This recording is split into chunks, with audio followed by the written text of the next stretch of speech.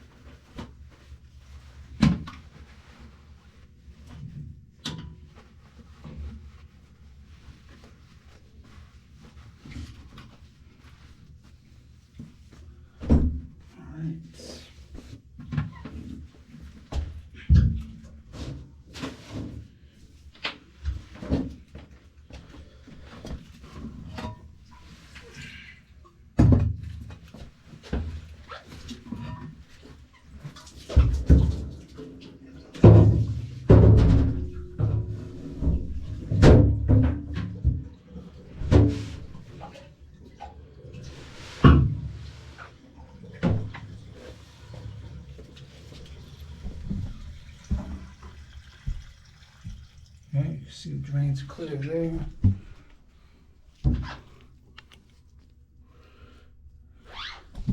We see nothing in there. When I snaked it, the snake went right through. So it's either the toilet's old, needs to be replaced, or there's nothing wrong. That's up to you guys to decide. This has been Jay, that drain guy. Don't forget to like, share, subscribe. Truck.